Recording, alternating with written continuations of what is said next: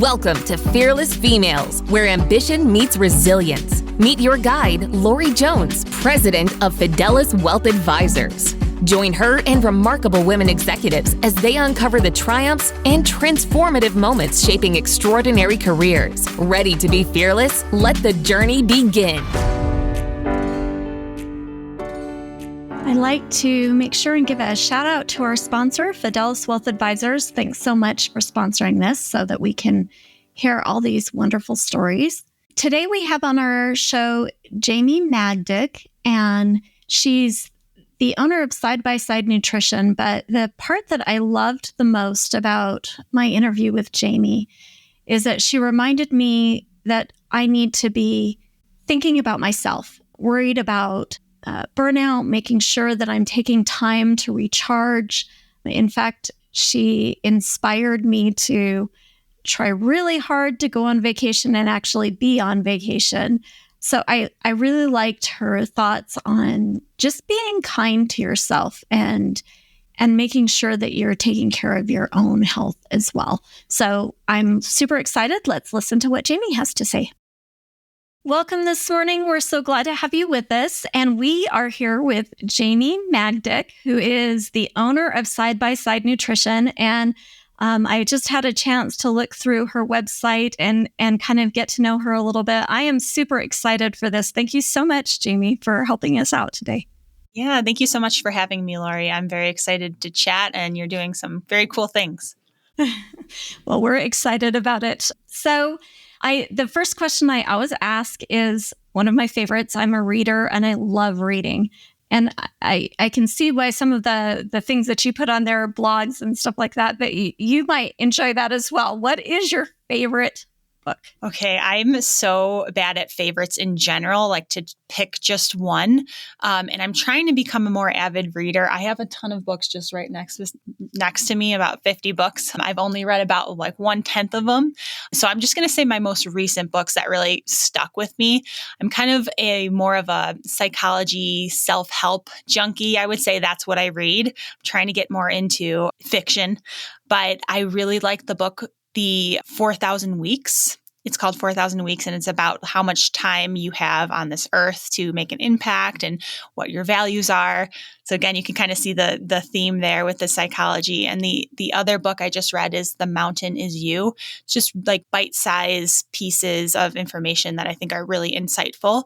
And I tend to read in the morning, so it starts off my day and, sets me off on a good foot and good headspace. And yeah, so that's what I would say. I love that. I my eyes don't open that early in the morning, and so I do my reading at nighttime. But that kind of sends me, off to bed in a happy place. But I love that. I love that idea, and I do like the self-help and the psychology and all the things that you can learn and do. So I'll have to check those out. Yeah, I'm definitely a read to learn, but I want to become more of a read to enjoy. But I'm a read to learn right now. I know. It's all a process, right? You got to work on one thing after another. Right. So tell me a little bit about your journey. How did you get where you are today? What do you do? Talk to us just a little bit about your path. Yeah, absolutely. It was, I explain it as really accidental, following my values, my dreams, but very accidental with where I ended up. I went to school to be a teacher. It's really what I saw, what I knew. My mom was a teacher. It's what I had access to see if that's something I would enjoy. You have to pick what you want to do at such a young age. So I just kind of followed her footsteps without really thinking about what do I want. That's a question I started asking myself in general, probably later than I should have. But so I went to school to be a teacher, and I was a teacher for 3 years. But immediately when I went back, or when I started teaching, I was in front of the classroom and I started thinking about just kind of creating my own. I wanted to help people, and I loved helping children, having those relationships with children, but it wasn't what I desired to help people with. I wanted to help people in a different way. And specifically, I wanted to help them with their health and well-being. So I started learning more about how to become a dietitian and the different avenues you can go down there. And pretty quickly, as I started learning about what it is to be a dietitian, I decided I wanted to be a private practice dietitian where I get to decide how I want to help people, what that looks like. And that was for a mixture of being able to do what I want and have that autonomy and that creativity, and really that there's no ceiling, because that was a struggle as a teacher too. I just felt I'm here. I can always learn, do more, and grow as a teacher, but there's still a ceiling in my creativity and in what I can do and what my day looks like.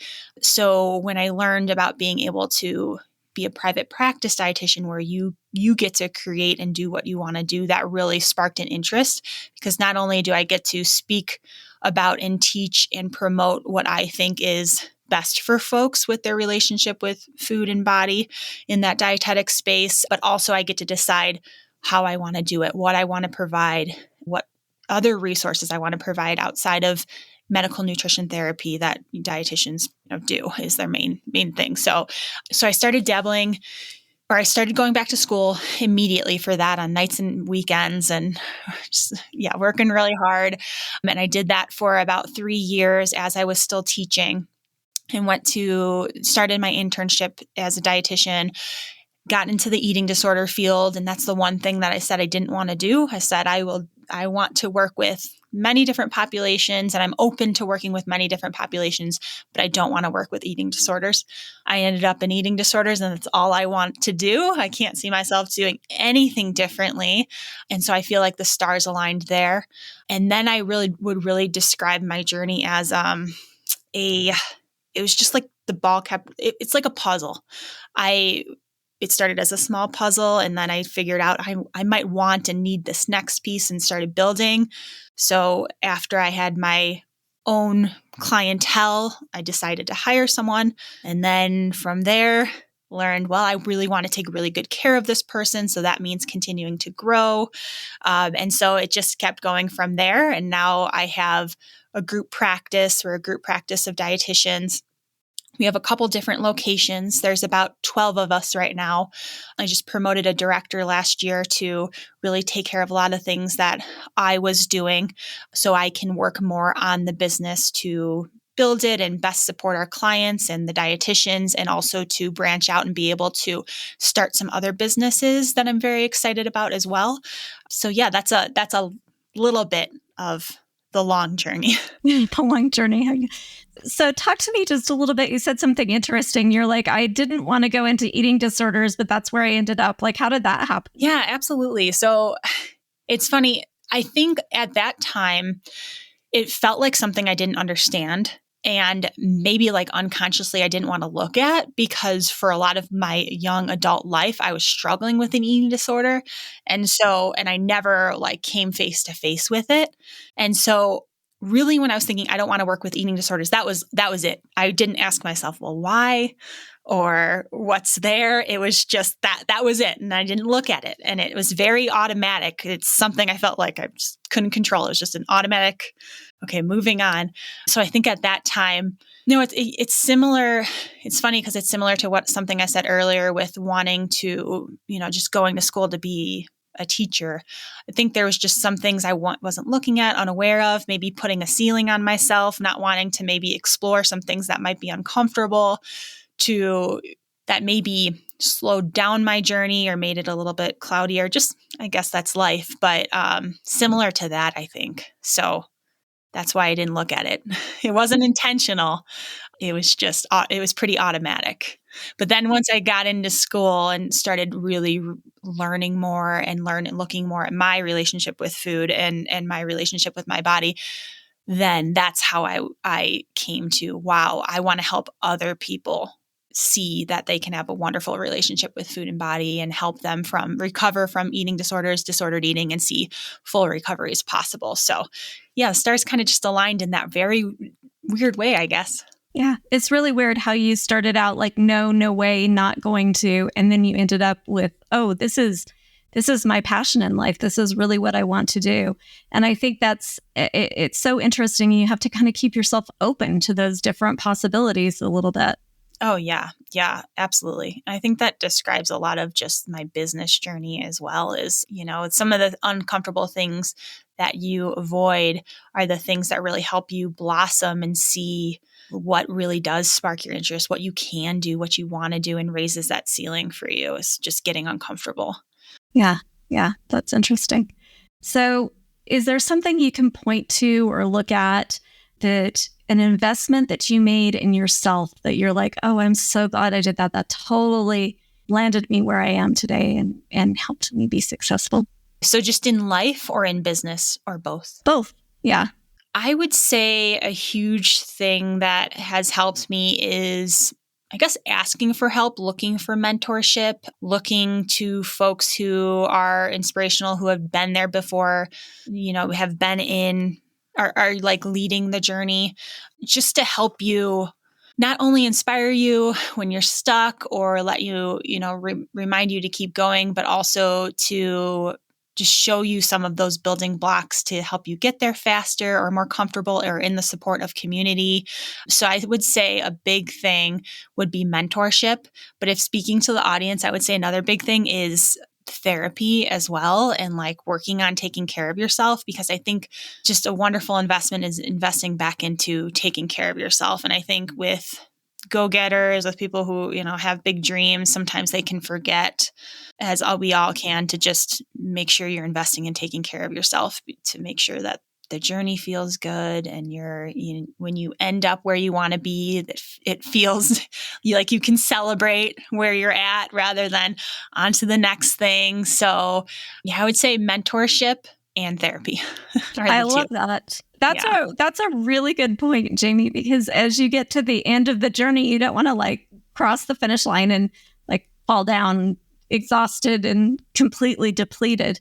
I feel like there's a lot of joy to be had in your journey, and it's important that you take that time to invest in yourself. I really like that idea. Yeah, absolutely. I think it's something so easily forgotten. You do have to feel like you do, or at least I do have to remind myself of that every day, because it is about their journey. Once you get there, wonderful, but it's going to be a moment. You want to be appreciating and celebrating and enjoying the moments right now, and they shape where you're going to go, or if you're going to burn out along the journey as well. You sometimes get faced with, okay, now you have to look at taking care of yourself because you're at this place of burnout, but it'd be nice to just prevent that and take care of yourself and enjoy as much of it as you can, Yeah, that's a really thoughtful answer. How did you, I'm kind of going to go back just a minute, because you grew, you were a teacher, and then you started your business, and it basically exploded as far as I can tell. But you didn't have any like business courses or anything like that. Like how did you how did you learn that sort of thing? I feel like I was just constantly learning every single day. And there was a lot of quote unquote like failing. And that was I think I had a good attitude about that from the beginning. I don't know. I'm sure I heard this from mentors or other folks just about how when you are going to go off on this journey, that to expect the failures, and that as long as you keep getting up, then you can do it. So I think I wasn't afraid of failing, and I was really up for learning. And I think in my best interest, like I like the challenge, I like learning, I like growing. It doesn't scare me that there's a ton I have to learn. I always try to stay like extremely modest and like open for the challenge. So I would say, to go back to your question, because I kind of feel like I got on a tangent, I would say that to support that journey, I relied on a ton of people. I was eating up everything I could possibly get from mentors that I paid to do supervision, to my mentors who are friends, my business colleagues, podcasts, books, and then as soon as I hired my first person, we worked as a team together learning, and continue to do that as we grew the team. So it's hard to say, because it was a mixture of so many different things and long hours of constant learning for years. That was so much of my life and energy. So it's kind of a hard question to answer. Yeah, no. I don't know if I did it any justice there, but No, you did. And I appreciate that. And it does sometimes feel when you're starting a new business like you're drinking from a fire hose, like just so much coming at you at once. And Yes. and it's probably the time to go back and remember to take care of yourself. Yes. Oh, yeah, absolutely. And that was part of the journey too. That is absolutely part of the last 5 years, is figuring out when you are drinking from the fire hose, how are you just figuring out what feels good in taking care of yourself and taking breaks, and how it's sustainable and how to keep it enjoyable. And that's definitely part of the many lessons. Yeah. So did you get really bad advice? What's the worst piece of advice someone ever gave you? And did you learn something from it? Did you take it? I think most of the time I heard bad advice, like I was pretty determined to just step over that. So I probably forgot a lot of bad advice. There's one that did stick with me though, and that was when I was graduating with my dietetics degree. I mentioned it to another dietitian who had a lot of experience, and I said, this is what I plan to do. I'm going to start right off the bat with opening up my own private practice.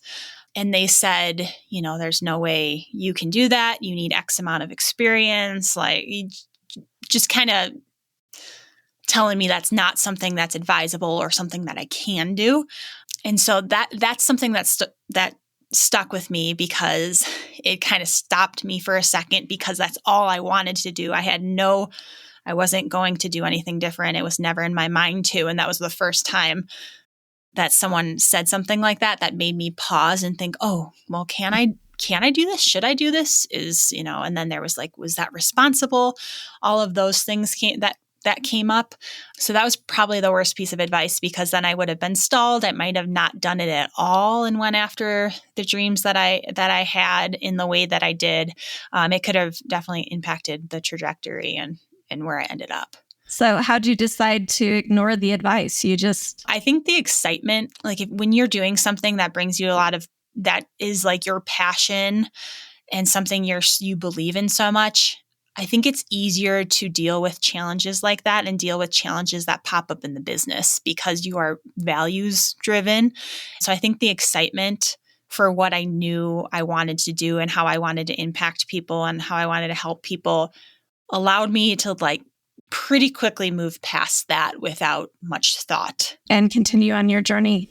Yeah, that's interesting. I spoke with someone just recently who they were given some bad advice as well. They wanted to be a lawyer, and they were given advice not to. And she did take the advice and went a different route. And she said that that's one of her worst regrets. So I find I find that really interesting, that how to get past when you are so young and you don't have a lot of experience behind you, and you're a little scared anyway starting out, how to keep that passion and find your own path. Yeah. I think it's so important to slow down and sit with yourself, to be able to be grounded, to be able to just let yourself guide you, because then I think we can make pretty quick and ungrounded decisions. And I guess there's a lot of regrets in just the last 5 years of little things I would do differently. And in the moments where I was more anxious or more fearful or not taking care of myself, it was much easier to make regretful decisions, because you don't sit long enough to give yourself the time and space to, be grounded in your decision. Yeah, that's interesting. So speaking of regrets, is there one that you can kind of go back and look at and say, maybe not necessarily that you regretted doing it, because like you said, you always learn something from it, but is there one that you would have handled differently? And if you could, go back and do it again, you would have done it differently? I do truly believe that you have to fail. You have to fail consistently to learn how you want to do it now. And that's what business owning and life is. But if I would go back and start 5 years ago and, be opening the doors to the business again, I think I would really take some good advice that I got more seriously. And I took one of many courses for opening a private practice. And one of the modules was specifically around self-care now, right when you're starting the business. I always put that on the back burner. And I think that's really important to start integrating. And I know that's a theme of what I keep saying. But I think it guides so many things. It's, you're worth it, but it also guides so much of how you show up in your business and in your life. And so I think I would have taken that more seriously and made an intentional plan, and maybe even received a little more accountability externally from someone to consistently take care of that. Just so at different moments, the journey might have felt a little bit better for me. So do you make it a priority now? Have you gotten to where you make it a priority? Yes, I do. But I think I chat with business owners all the time about this. There's this feeling in business that, when there is so much you want to do, if you take X amount of time for yourself, what you love, your baby will come like crumbling down. And so there is this, or you won't get to the places you want to go. So I think that is a journey I'm on, and I have gotten so much better at it. And I can truly take time off, and I can truly take care of myself. And I do that daily. But even mentally, it's something to take care of, to be able to separate. And when you're there taking care of yourself, to be able to be there taking care of yourself rather than thinking about the business. About what you're not getting done. Right, exactly. So I think I've come a long way, and I think I'm on the path, but I think it's going to take me, it will probably always be a journey, but I think I'll be in a good place with it, where I'm in this year. That's a big goal for this year. So I'm excited, and I'm on the path. Well, you have to tell me. Well, I'm not great at it either, so you'll have to tell me how you do, and pointers. For sure, I will. So, if you could go back and talk to yourself at the beginning of your journey, say talk to your 20-year-old self, or what would you say? What would you tell her? That's a hard one. And something I never thought about. Let's see. I would say to try and slow down and trust yourself, and that you don't have to do it all. You don't have to be perfect. It's okay to fail. Yeah, there's so much I would say, but I feel like I would be telling my 20-year-old self and my 30-year-old self and my 35-year-old self be saying, the same thing. I feel like I'm working on those same very things all the time. That's a good point. Yeah, we do evolve, and we learn a little bit more each time, but it feels like we have to keep repeating those lessons, huh? Yeah. I would probably just say, though, too, when I'm thinking of how 20-year-old might have thought, I would have probably said, hey, like, the world is, you have a lot of opportunity. You're going to be your own ceiling. You're going to be, the way you are showing up and believing in yourself is going to either propel you forward or hinder you. So, to trust in yourself, and there's a lot you can do. Yeah. I like the idea of trust yourself. Sometimes we get a little scared and we start second guessing. Mm-hmm. And I think it's important to keep that vision or passion in mind and work towards it. Yeah, absolutely. To have that conversation, I agree. So what scared you the most when you started out? And does it still scare you? Yes, I think really what scares me the most is I do have so much I want to do. There's so much that I do have really big goals.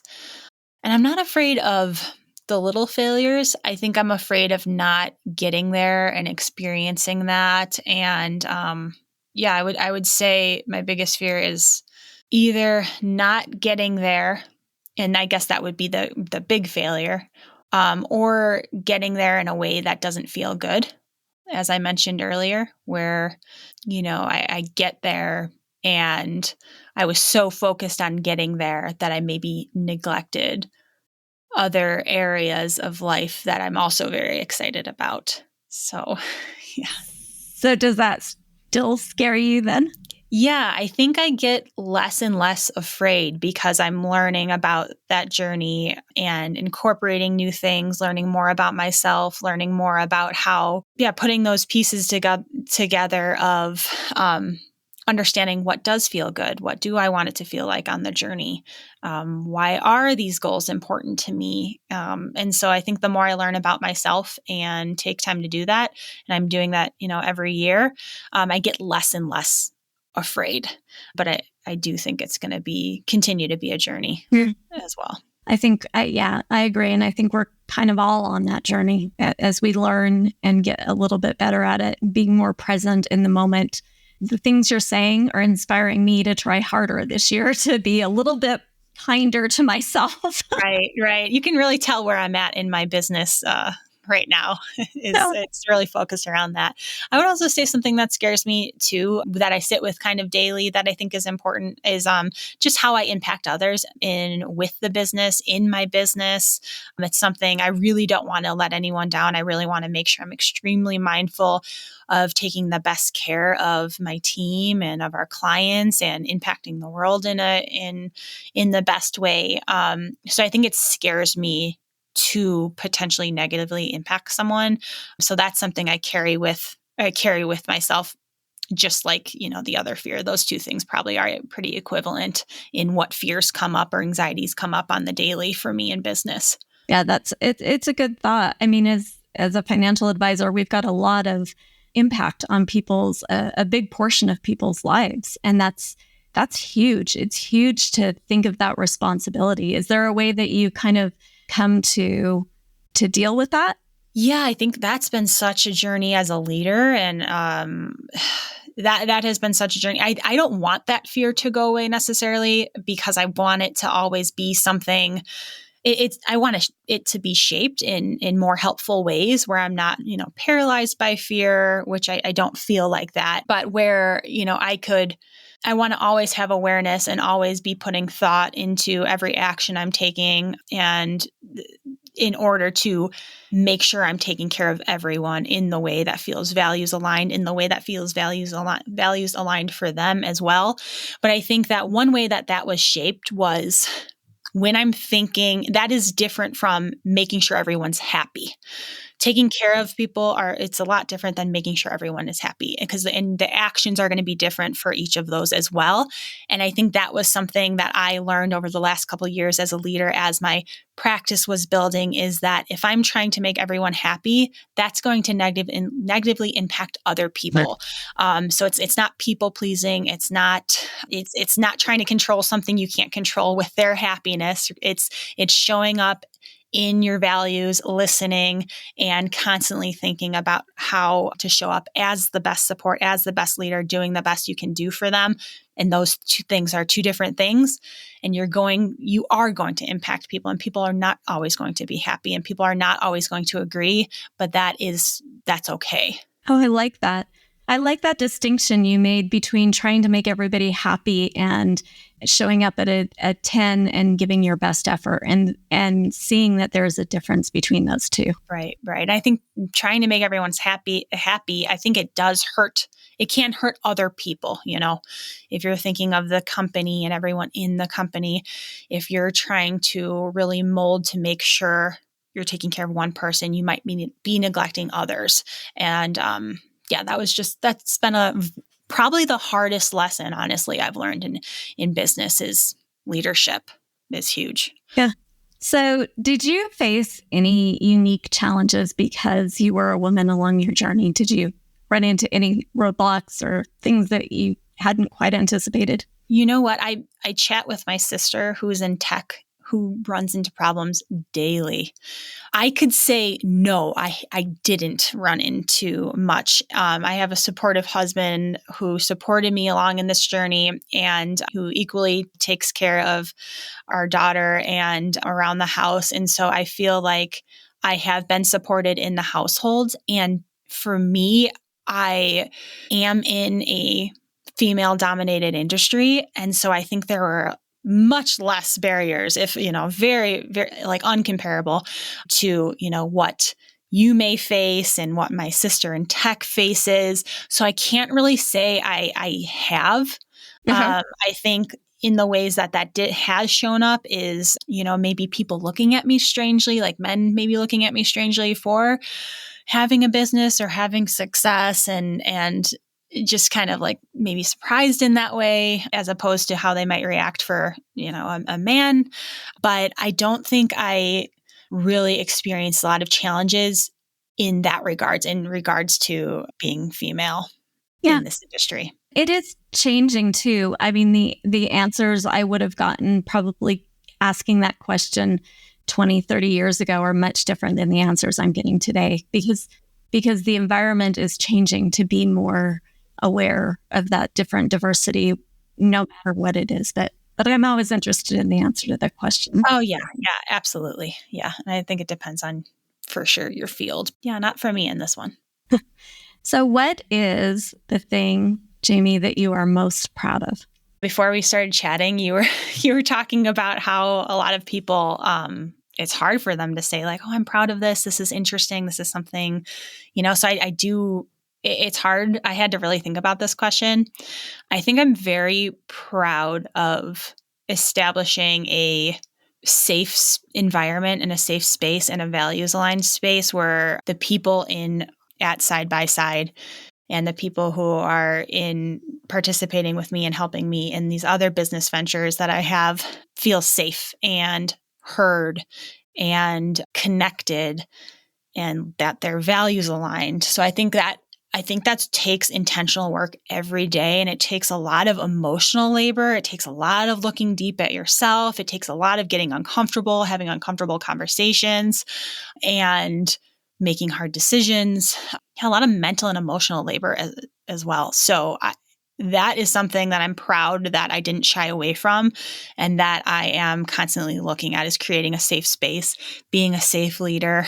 That would probably be the biggest thing. How did you develop those, like that leadership ability? Because you're right, that actually isn't usually taught anywhere. I mean, you get like one class on it sometimes if you go to school, but that kind of nurturing, growing environment, that's not taught. How do you learn it? I mean, I think you constantly need to be making it your responsibility to learn it. If you are leading, if you are hiring, if you are impacting others, it probably, it came from I'm working with individuals in their recovery. That's how I started. I was in my business and it was just me, and I'm working to support folks, making sure they have a safe space, and probably came from that. It probably came from just, I was always the like helper of the family. I always wanted to make sure everyone's good, feels supported, feels safe. So probably from growing up to being a teacher to then working with people in their recovery to then like creating this space.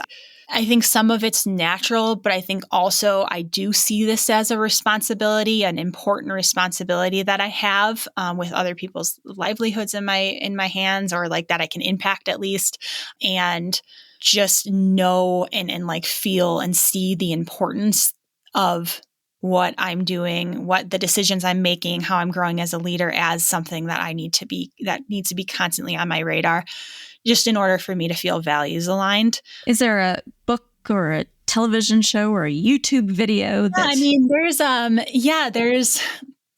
some leadership podcasts and books that are great. There's a book and podcast called Radical Candor that I like, but also like it's a lot of psychology books that I like, just about how, I love Brene Brown. I think she has a lot of wonderful things to say. I try and really read and listen to diverse leaders and with different opinions with different identities. I would say I learn a lot just through my own team. I don't really necessarily always go external to a podcast or a book or a mentor.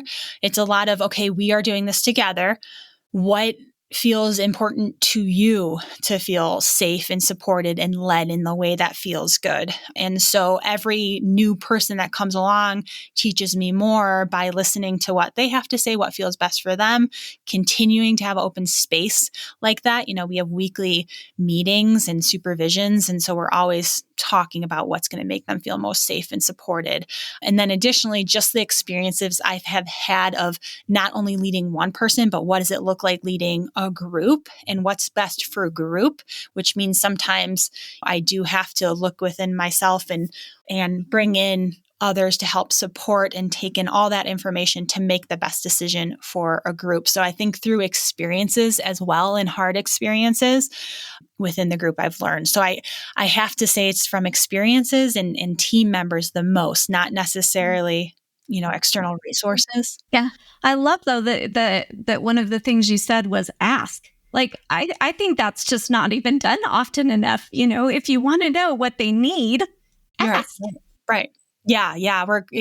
That's a huge thing. We just always want to have an open dialogue where everyone can always share their thoughts, opinion, what's going to feel safest, and they feel safe doing so to create that environment. And it's a constant, it's not a one and done. It's constant. It's daily.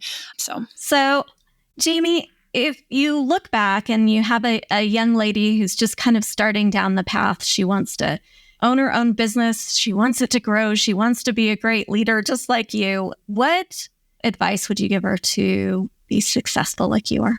There's a few things I would say. I would say, and maybe this is what I would tell my 20-year-old self too. I would give folks the advice of, first of all, just start. Like, fear can really stop you from even starting. And you don't have anything, you can't go anywhere if you just don't start. You have to start experimenting, seeing what it's like and learning. So whatever you do, just start. That was another piece of advice someone gave me. They said, start blogging, just start doing it. And it was, you'll look back and you'll be embarrassed with what you start with, but you should, because that means that you're showing growth. So don't be afraid to be embarrassed. Don't be afraid of doing things wrong. Don't be afraid of failing. And I think that's as well, like you're not able to succeed if you don't try and fail. Expect the failure. It will always be part of your journey. And it doesn't mean you're failing. It's just the necessary steps to get to where you want to go. I would say start getting comfortable with being uncomfortable. Uncomfortable means growth. Uncomfortable is necessary. Going after something you love is going to pull so much out of you. It's going to really make you grow. It's going to make you look at things. It's like a relationship. It's going to make you look at things you might not want to look at, or you might not have the opportunity to look at until you start going down that path. So just get uncomfortable, or get comfortable with being uncomfortable. Don't be afraid of that.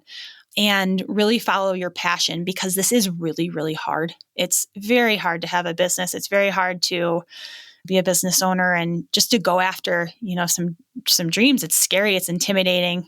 It's scary to feel like you might fail at something that's so important to you. So if you follow what you're passionate about and your values, I think it's much easier to deal with the challenges and deal with the battles if it's led with passion and values. If you love what you're doing, it makes it just a little bit easier. Right. Yeah. Well, I love that. I love that answer. Jamie, thank you so much for spending some time with us today. And if someone's interested in your business or you or connecting, how do they get in touch with you? Yeah, definitely. So email's best, Jamie at Side by Side Nutrition. I do business coaching. So that's going to be, you can also do Jamie at Side by Side Nutrition for that. Email would probably be best, but I love connecting with people. So if anyone wants to chat, I'm all about that.